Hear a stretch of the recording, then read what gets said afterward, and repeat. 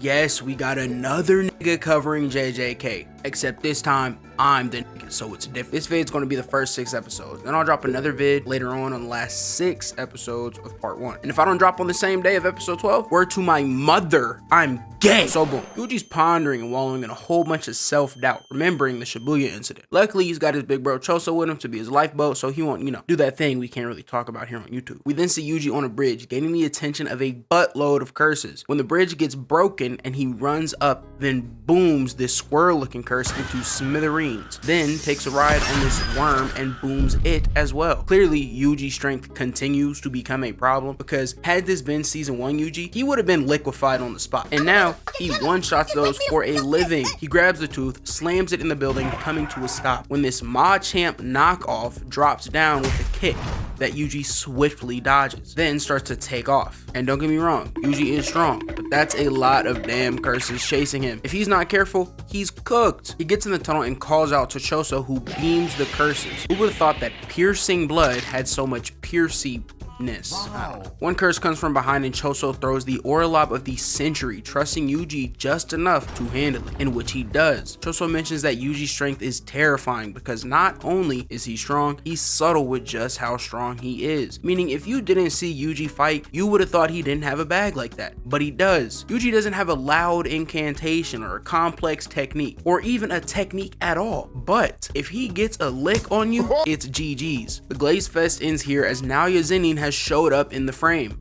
Get it? Because like his technique is like 24 frames. What the fuck is you talking about? Was that? I'm sorry.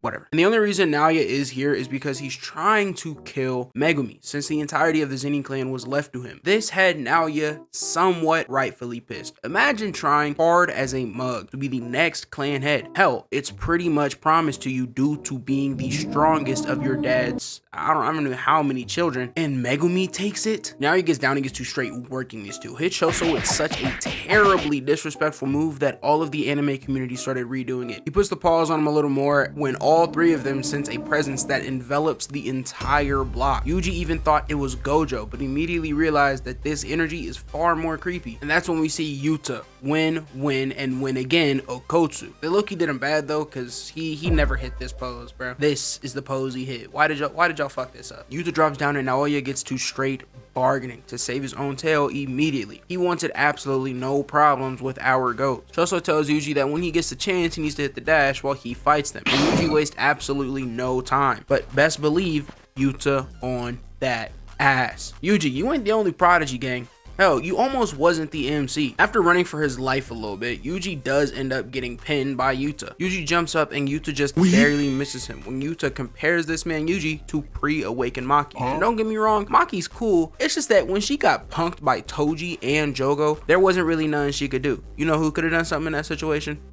Yuji, for sure. Yuta gets on Yuji's ass again, and Yuji makes Yuta look crazy here, making it look like he's been in Africa for no reason at all, because Yuji was dodging and weaving everything this man Yuta threw at him. It was low-key crazy. Yuji even got up on this man's sword and jumped off that mug to the 2nd floor. He kind of saucy with it. Standing on a man's sword is high-key up there for most disrespectful things you could do in a fight. It's up there with bringing a shovel so you can bury your opponent. Yuji's low-key showing Yuta why he's the MC, but it's short-lived because Yuta enforces his jump with cursed energy and sends Yuji out the building, rolling down the street. Yuji starts glazing this man Yuta, saying that everyone else uses cursed energy to enhance themselves, but when Yuta does it, it's just something else. It's otherworldly. It's godlike. It's as if Yuta Okotu is beyond what a jujitsu sorcerer other than Satoru Gojo is capable of. If Gojo wasn't alive, then there's no doubt that Yuta would be the #1 sword. Yeah, he ain't say all that. That's my fault. Apple fritters aside, Yuta tells Itadori that he got more cursed energy than even Gojo, but due to Gojo's 6 eyes, he wastes practically no cursed energy at all. Then gets back on Yuji, and even though Yuji is dodging, he thinks of the one man who's always pushed him past his limits. And we get some info that when sorcerers fight, their movement can be read through the flow of their cursed energy. But since Yuta has so much cursed energy, even if he's not trying to suppress it, Yuji can't read him. He tells Yuta that he can't die here.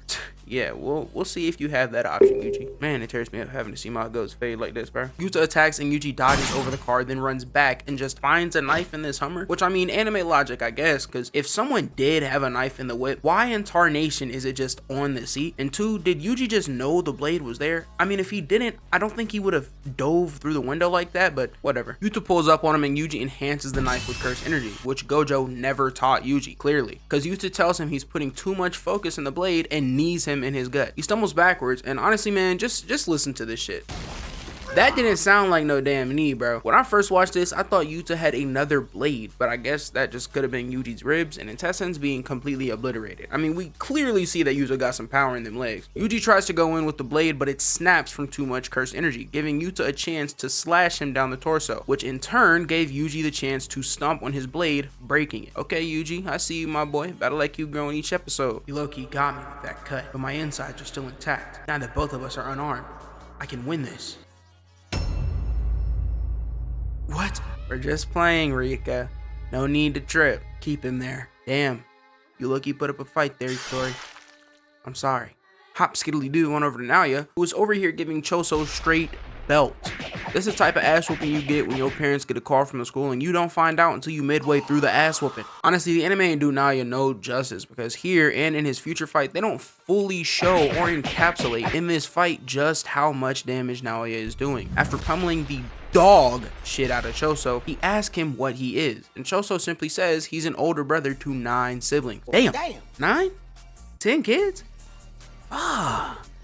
He was trying to get all them tax cuts. Jesus. Naoya gets in behind Choso, who has started to match his attacks. So what does bum ass Naoya do? He stabs Choso in the gut, hoping to make him bleed out. The two have a convo about what an older sibling is. An older sibling is one who leads by example. The older sibling chooses the wrong path, then the others can simply avoid that path. If they choose the right path, then they can simply follow. As an older brother, I fuck with this ideology, Choso. You teaching me something new. While he's yapping, Naoya peeps that Choso's not bleeding out and has pulled up blood at his feet, then does the dash when Choso starts flooding the entire tunnel with blood. As Choso being a cursed womb death painting, he can turn cursed energy into blood. So until he runs out of CE, he cannot die from blood loss. Naoya manages to dodge most of it, but some of it got onto his clothes where Choso hardened it to weigh him down. Then Choso peeks around the corner, appearing to fire off a piercing blood. So what does Naoya do? He starts to use his technique to get in on him, but he's already fallen for the bait. Choso isn't using piercing blood.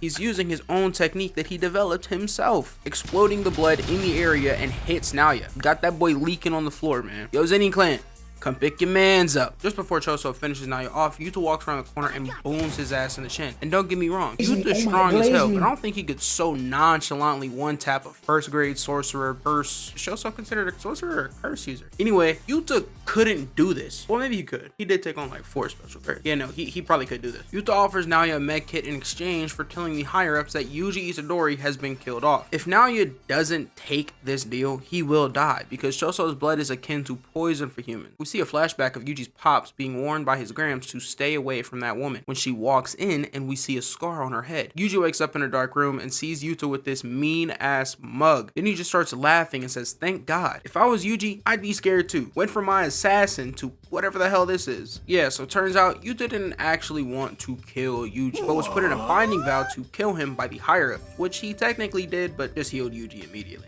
Gojo told Yuta mad long ago that if anything happens to him to take care of Yuji, which of course Yuta does. And after Yuji was set to be executed post sealing of Gojo, Yuta decided to do it. But of course the higher ups figured something was up and put him in a binding vow to kill him, which is why he actually did for a split second. This method also helped to cut all info and ties with Yuji, basically doing the same thing Gojo did in season 1, where he secretly kept Yuji alive even though mad niggas thought he was dead. Yuta tells Itadori that the whole reason he's going so far to help him is because the people he cherishes cherish Yuji. He also tells him that the power he carries, Yuta, was a power that he had brought upon himself. He's not like Yuji, since the power he carries isn't his own, and that anything Sukuna did was not Yuji's fault. And low-key, Yuji pissed me off here, I'm not gonna lie. My goat Yuta gonna give you some words of the wise and try and help you back on your feet, and you immediately disregard it with that, "Yeah, I hear you, but it is my fault. I know I have a 1,000-year-old non-human, non-cursed curse inside of me who has the power to wipe out cities, with 2 attacks, but I'ma still take accountability for it. Nigga! It's like complimenting someone on any skill they have and they say, nah, it's nothing special. There's people who are way better than me.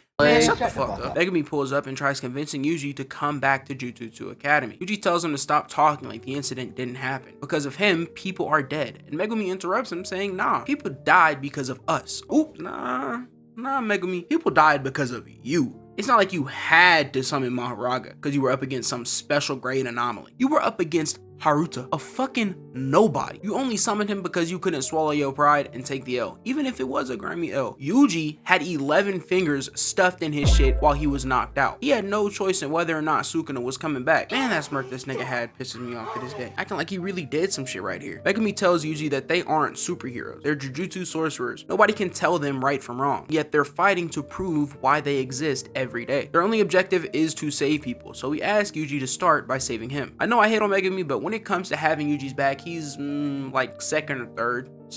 Todo and Choso for sure sliding first. Megumi tells Yuji that Kenny Boy has started the culling games and asks for Yuji's help to save his sister, who has been dragged into this due to Kenjaku giving her a cursed technique. More on that later. Yuji asks Yuta to kill him if Sukuna manages to take over his body again, and tells him that there are now 15 fingers in him, and even if he were to eat the last 5, he doesn't think Sukuna could take control. But just in case, Yuta better be prepared for it. And I want to use this moment to spin back to something I thought of while I was watching. We know that when Yuji is mortally wounded, Sukuna can take over. So what do y'all think was going on through his head when Yuta tried to kill Yuji? He only got 15 fingers, so popping out and murking that boy ain't an option. Well, I mean, it's Sukuna, so if he can attempt it, it's an option, but still, I bet his ass sighed of relief because 15 fingers not handling Yuta, dog. Oh man. Now 20? Oh yeah, and Choso's here. The 4 head out to Jujutsu High and meet up with Maki and Yuki. Now peep that Itadori is the first one in the doorway. And who gets all the way in the room first? Yuta. This nigga pushed right past Yuji to go check on Maki, straight to asking if she should be up and moving around. Yeah, our goat is so caring, bro. Choso pops out the background and basically says that to get to Tengen, you have to pass the cursed vault. And inside the cursed vault is his brothers, who he can sense and lead everyone to. And when they ask who is this, he actually claims Choso as his older brother. And this low-key had Choso pretty hype. It was good to see. The group heads to Tengen, and when they reach the main hall, it seems Tengen isn't letting them in. The group begins to turn around and dip, and then boom, Tengen appears. Tengen breaks it down for the group. Kenjaku's plan is to assimilate Tengen with mankind to force its evolution. Ordinarily, this wouldn't be possible for 2 reasons. 1, Tengen can only assimilate with a star plasma vessel, but due to what happened with Miss Amane, Tengen can now fuse with anyone. Number 2, Tengen should only be able to fuse with just 1 person, but due to not fusing with Riko, she evolved beyond a human. She is now more akin to a curse and is pretty much everywhere all at once. The bad thing about this, well, I guess it's all bad, but still, the bad thing about this is that if he pulls it off, if only 1 person fused into Tengen loses their shit, everyone loses their shit. Tengen is also asking for Yuki, Choso, or Yuta to pick which 2 will stay behind and defend her. As due to the evolution, just rejecting assimilation isn't an option, as Tengen can be targeted by cursed spirit manipulation. So basically, Gato a fraud. Yuki wonders why now, of all times, did Kenny decide now was the time to act, considering it's likely he's been around for 1,000 years. Tengen explains that this nigga basically got lucky, like dead ass. He's tried to fuse Tengen with others before, but her, the 6 Eyes, and the Star Plasma Vessel are all connected by fate. So Kenny tried killing the 6 Eyes user and Star Plasma Vessel, but both of them still showed up in time for the assimilation. I bet Kenny's ass was tight as hell when he found out. But anyway, later on, when a new vessel and 6 Eyes holder were ready for the assimilation, a man with no cursed energy who was placed outside of fate ruined theirs. And coincidentally, a boy with cursed spirit manipulation appeared and Kenjaku found the prison well. Also, Megumi could have found out Toji was his pops if a single person referred to him as Toji Fushiguro. I know Tengen's ass knew too. It's not even like he pulled up on him as Zenin. He had been discarded the Zenin family and name a long time ago before he pulled up on them. The group finds out that they also have a way to free Gojo using the back of the prison realm, but they can't use the inverted spear of heaven or the black rope due to Gojo hiding or destroying the first one and pretty much extinguishing the second. So they'll go into one of the colonies and find Angel, who has the ability to cancel all techniques. Now for the calling games rules. Number 1, after awakening their cursed technique, players must go to a colony within 19 days. 2, if they do not, they will be stripped of their cursed technique, resulting in death. So they have 10 days before Megumi's sister is forced to participate. 3, non-players will become players upon entering a colony. Anyone who's in the colonies beforehand will be given 1 chance to leave. 4th, players will receive points upon ending the life of another player. 5th, points will be given based on the value of their life given by the Game Master, who isn't Kenjaku by the way, so killing him will not end the game. 6th, players can negotiate with the Game Master to add a rule using 100 points. 7th, the Game Master must approve all additional rules so long as they do not significantly interfere with the Culling game's continuation. Number 8, players who do not show a sign of movement and points for 19 days will be stripped of their technique. Now that they have their info summed up, they decide their groups and goals. Maki will head to the Zenin clan's weapon stash, and Yuta will head into a colony for info. Yuji and Megumi will go recruit the suspended 3rd-year Hikari, who Yuta says can be even stronger than himself, but Maki shuts that shit down immediately, saying it's impossible. Yeah, you know what's up, Maki? Nigga, Yuta always trying to be humble. Those leaving head out, and Choso and Yuji say bye to one another, and this nigga Choso starts crying. We then see this depressing scene of a man trying to do stand-up but got the whole crowd completely silent. His boss even tells him he's 35. He's got to give this shit up at some point, man. Now, for Maki's awakening. And I'm not going to lie, off the bat, we're going to give the Zenin clan a little bit of grace here, because it's not that they're all weak. It's just that Maki is just that cold. I also want to mention that the JJK fanbase has a problem with calling everybody and their mama frauds. Yuta goes for the best option available in a fight, fraud. Yuji gets beat by a dude who's definitely 1st grade or higher in his first few months of being a sorcerer, fraud. And the only nigga who's actually a fraud in this show is Geto. Maki pulls up to the Zenin residence, and off the jump, Naya is distant, saying that Maki's gotten her face all fucked up, and that's the only thing she's had going for her. He asks if he should bully her like the good old days. Mind you, Naya Zenin is 27 years old. Maki is 16 to 17 years old. This man Naya is a fucking bum. If you like him because you think he's hot, that's cool. You probably have the media comprehension of a walnut if you judge characters by how they're drawn, but hey, that's your opinion. Maki decides to ignore him and heads to the weapon storage. Her mom tries to stop her, but as Megumi is now the clan head, she's basically got free entry. Maki explains to Megumi why he should take the title as clan head of the Zenin, as he's got all the assets like the 10 Shadow, the domain, pupil to Gojo, being a nigga, and even still, this moron of a sorcerer tries telling Maki that she should take the title. But Maki says that she can't, that she wouldn't be respected and she wouldn't be able to make a place for Mai just yet. Maki's mom persists on her coming back and tells Maki to make her happy that she gave birth to her. Ooh, I don't know if that was the right dialogue choice there. She enters the cursed storage and sees her father standing over Mai, who's bleeding out. Turns out Ogi over here made a plan to kill his daughters as well as Megumi, because duh, he don't like his kids and Megumi a bum. Maki starts walking up on Pops, unsheathing her sword. The flame goes out and they're off. Maki blocks his first attack, then breaks his blade going for her own. She gets countered and slashed across the torso, as Ogi can extend his blade with cursed energy. He says the reason he was passed upon as clan head was due to his children being failures, when it's genuinely just because he's sorry as shit, but whatever. He tosses his sisters into a pit of cursed spirits, and Mai crawls over to her sister and lays her head in her lap. We then see Maki wake up on a beach. GG's. Mai tells Maki that she's wounded from where Ogi cut her, and once she makes this, she will die. She wishes Maki good luck on her own, and Maki follows her into the water. Mai explains that due to them being twins, Jujutsu views them as one person, which is why Maki can't seem to get any stronger. It's due to Mai not wanting to be stronger. So long as Mai lives, Maki's heavenly pact will be incomplete. Maki grabs something from her hands, and Mai tells her that she'll take all the cursed energy with her, but Maki must promise one thing. Destroy everything. All of it, you hear? Big sister? Maki wakes up next to Mai, who's passed away, as she holds the last thing her sister was able to give her before death. The curses surround Maki, and we cut to Ogi, who hasn't even left the hallway yet. He feels the cursed spirits vanish, and his ass starts shaking, remembering a fear he's tried so long to forget. He tells Maki this time he'll burn her down, right to the marrow, with his own hands, and misclicks using his ult. Then tells Maki to come at him, but it's too late. She's already on to the next target, or I should say targets, as she walks into the room with the Kukuru unit. They stand in silence for about 5 seconds until a nigga in the back lets out a war cry. And I guess this was just everybody signed to get active. They rush in and Maki gets a 4K with one spin. Keep moving, you next. Spin the blades on his ass, walk up on the next one, just gives this nigga a simple slash to the face. I guess he just wasn't worth the effort. Hit a somersault on these niggas and take their arms, launches a sword into this nigga's neck, and after bodying some more nobodies, this nigga starts to walk up, spinning his little shit like he finna put some numbers on the board. One tap. Yeah, bro, I don't I don't know what kind of ranking system y'all got in the Kukuru unit, but what made you think that you had a right to try some stunt ass shit like that? Maki then drops these two, cutting one's throat and stabbing the other in the cranium. Then some more free eats, and Maki must have hated this nigga with a passion, cause she stood there for a cool little minute before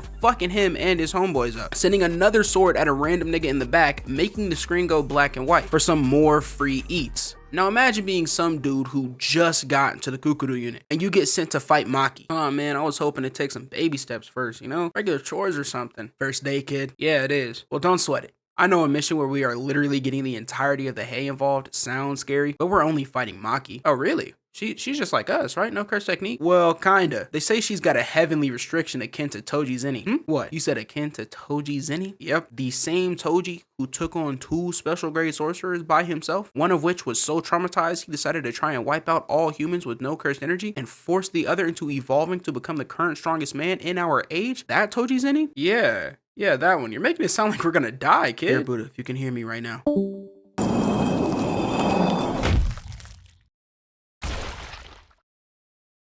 Yeah, bro, this nigga got it the worst. Kicked so hard, you literally vomit up blood and die. All his internal organs crushed, and that's not a very quick death. 2 more come running in and get their heads taken smooth off. Cut another's chest open. Baldy tries to get the sneak in, but she weaves and hits the most frightening stare I've ever seen. I know old boy's heart dropped to his nuts. She breaks his blade, then splits bro in half. She chucks one sword into this dude's head, then activates it, making it fly around the building, just straight killing niggas. Like a budget destructo disc, while she just takes niggas' heads and ligaments off of their bodies. They try to hit her with a group attack, but she leaps onto the top, and now these niggas up here are no longer safe. The backline is now fully exposed and starts getting slaughtered. After she gets done with them boys, she jumps back down, hitting a mean slide on them, then weaves this dumbass's sword with such finesse it deserves an award. She slides up to Buddy chilling in the back and hits him with a 1-inch punch of doom and despair. Finishes off the rest of them bums with poise and holds the pose.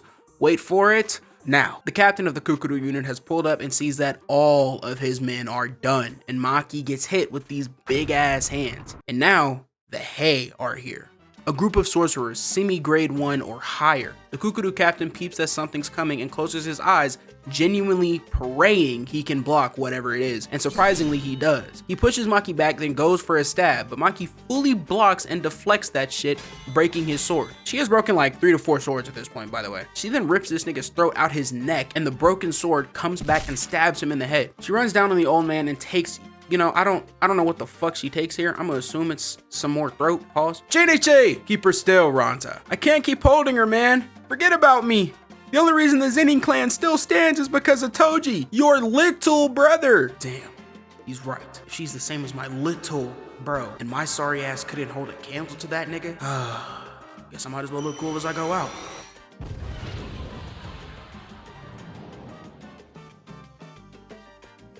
You did it, Jinichi.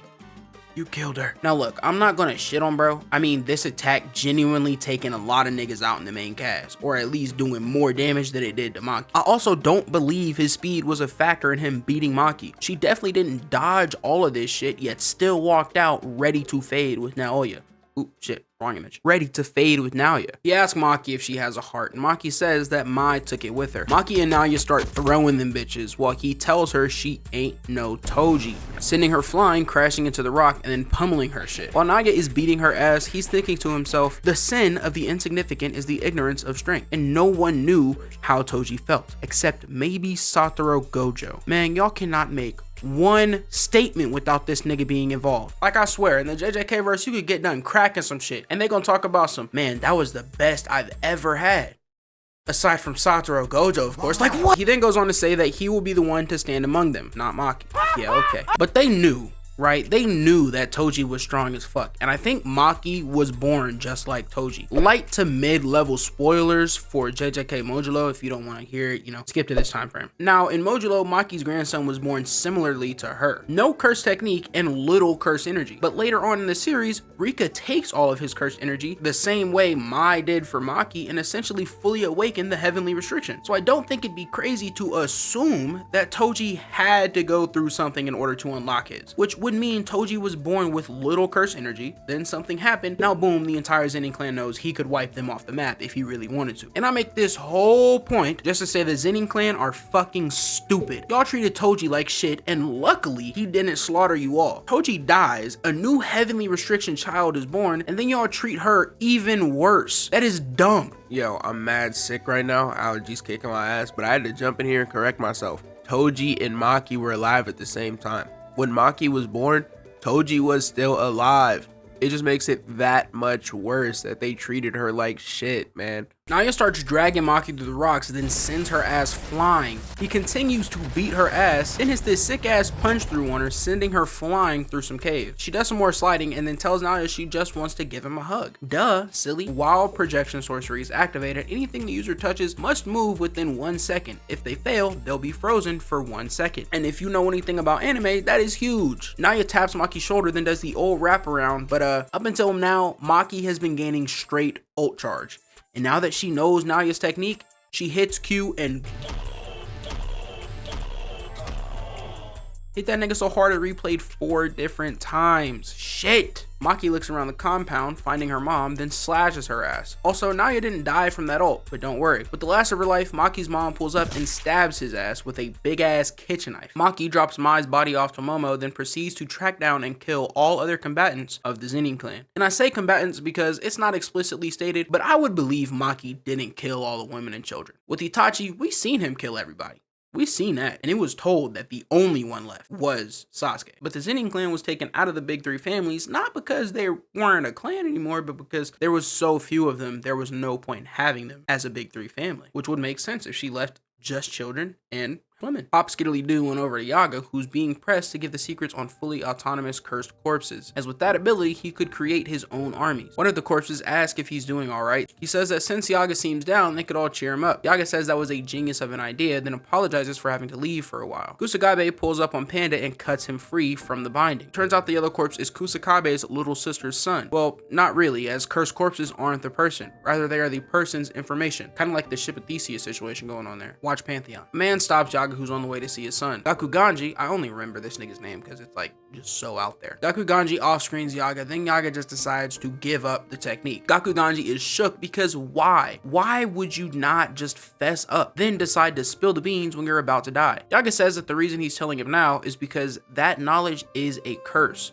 from him to Gakuganji. For whatever reason, niggas just love cursing you with their last breath in JJK, man. It's crazy. You put me in this verse, I'm telling every nigga around me to hush that mouth when they're about to die, because damn it, man. Panda shows up and Gakuganji tries to square up, but Panda just runs right past him and holds Yaga as he mourns the death of his father. Gakuganji is confused as to why he wouldn't want to fight. After all, he's the one who killed him. Panda says it's alright, you were just following orders, but I want you to know that even pandas cry. We finally get over to Yuji and Megumi, who's pulled up on Hikari's fighting ring, where sorcerers and curse users duke it out like, you know, a fighting ring would go. I don't know, man, fuck you. The bouncers try pressing Bumgumi, but he low-key on 10, like 10 shadows, because he's got the 10 shadows on 10. Man, what the fuck is you talking about? What the fuck was that? I'm sorry, man. Whatever. The only people Megumi don't fear is non-sorcerers, if that's what these guys are. Because remember, back in season 1, Megumi was like this hard-ass emo boy who would take on entire groups of niggas by himself. Hikari makes a boss call and decides Yuji will fight in the ring. His opponent, Panda. Of course, they ain't actually boxing, they're just trading info while role-playing. Yuji hits Panda with a barrage of blows, sending him flying, and is declared the winner. Hikari must be one really dumb motherfucker, or Panda and Yuji on some Gyllenhaal and DiCaprio type shit when it comes to acting, because he has one of his goons send Yuji up to his office. Megumi and Panda meet up and he lets him in on the information. Turns out Hikari's not exactly suspicious of Panda, but he is keeping his distance. Also, the other 30 years technique could be a bit of a problem. Kirara walks Yuji to the monitor room where he meets Hikari. The two of them yap about passion and gambling for 4 minutes straight till Hikari gets a call from Kirara. He offers Yuji a drink and Yuji says he'll take anything that ain't liquor. Hikari lets Yuji in on a little fun fact about Gojo. Mind you, this nigga has been mentioned damn near every episode, and you won't believe what Yuji says. Oh yeah? Who's Gojo? Yo, bro. I have no knowledge of any of this. This is so bizarre.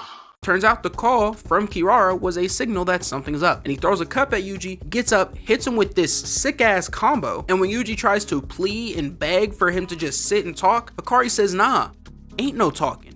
My passion's gone cold. We see this completely random dude walking through the basement. He stops to get a little cigarette, and then we see this nigga Megumi just chilling behind him, ready to take life as he knocks his ass out. We see another nigga walking through the basement talking about some bigger is better. Don't know what the fuck he's talking about. And Megumi Loki hits this saucy ass move and just jumps into bro's shadow. If Megumi wasn't sorry, he'd be a nice ass assassin, I'm not gonna lie. The man goes off looking for his homeboy who just randomly disappeared, and Megumi slimes his ass out as well. Then I guess Panda don't really fuck with fish sausage, because he straight smokes this nigga in the gut and chokes the other one out. Panda meets Megumi at the top of the building and starts walking to the security room when they bump into Kirara. Of course, she gets suspicious and calls Hikari. Panda and Megumi get to work off the jump, sending Demon Dog at her, but she just sends that motherfucker right back at Megumi. Panda chases her, asking her to just hear them out, as they aren't the enemy, nor are they with Jujutsu High. But she doesn't give a fuck and keeps running towards the monitor room. Megumi cuts her off with the dog, but gets yanked towards it. He tries pleading with her, explaining that they just want Hikari's help. But why should they help if they were the ones who excluded them first? And since the higher ups are some conservatives and wanted to expel a nigga like Hikari for being too new age, they can just have Gojo wipe their asses. And some of y'all really need to listen to what she's saying. Gojo being the strongest and handling everything by himself is a genuine problem, because when that motherfucker gone, the evil forces at play can now play with us. Upon hearing that Gojo was sealed, of course Kirara doesn't believe them, because when niggas like Nanami are walking around talking about some, if it's true Gojo sealed, it's over for every human in this country, I wouldn't believe he could get sealed. Megumi uses fleeing hair and gets back to the top floor. Panda confirms that the bunnies were able to get to him no problem. And then we see that Kirara has marked Panda's ass with her technique. Freaky ass. But she also marked Megumi's hip, even though she never touched him, so maybe she had no choice in where the mark went. Megumi realizes that the ability is based on the Southern Cross, so in order to get to Kirara and the door, Megumi, or at least Megumi's cursed energy, has to go through the correct order. Megumi stock's low-key going up in the Coney games, but knowing what I know, shit, it don't even matter for real. She throws a card at Panda and his dumbass tries throwing it off, but she had marked it with his same star and gets his shit rocked. Oh yeah, anything with the same mark gets pulled towards each other. Megumi finds the missing star they need to touch and she starts flying towards it, using the previously mentioned effect of things with the same star flying towards each other with some coins, like she asked. Genius play though, I'm not gonna lie. She stops Megumi from reaching the star, but Megumi's quick with it and throws a rabbit at Panda, who spikes that motherfucker into the ground like there's some Foursquare. The bunny touches the star and she then switches the stars on the surrounding debris and that car from earlier to Megumi's, and it all comes flying at him at once. But again, Megumi stocks go up. We in a Megumi bull run right now, as the dog from earlier was never deactivated. Instead, Megumi put it on the other side of the wall from him so that it wouldn't come flying at him. And then when the moment was just right, he sent the dog on her ass, canceling the technique, and Megumi just narrowly escapes being completely decimated. He pins her to the ground and Megumi begs one last time for her to hear them out, where she decides that, you know, maybe she will. That's when her door flies past him at Mach fuck you, as Hikari has sent Yuji out of the room. How hard you gotta hit a nigga to knock a metal door off its hinges? Oh damn, that hard. Fuck. But Yuji ain't no punk and stays on his feet. Hikari wonders why this nigga isn't dodging, and Yuji thinks to himself that this fight isn't like the one in Shibuya. This fight is to make Hikari acknowledge him. Hikari says, I'll listen, so long as you stay standing. Kirara even tries to tell him to just listen. Hikari's like, yeah, I just said I would, and hits Yuji with a freeze frame hit of doom and despair. He asks Yuji, why me? Why rely on me? This is the first time we've met, so why would you bet on me? Yuji says it's because all his friends say that he's strong. Of course that's why. When a sorcerer asks another sorcerer for help, it's understood that they're asking him to die about it with them. So Yuji's gotta show Hikari that he's got passion worth risking his life for. Yuji says, I ain't got no passion. I'm a cog in the machine that sorcerers need to keep exercising curses. Depressing answer low-key, but high-key wasn't the right one. Hikari turns around to tell them to leave, thinking Yuji's been knocked out. Don't count my nigga out just yet. Got your ass jumping backwards. I'm a cog. Cogs have functions, you know. My function is to keep exercising curses.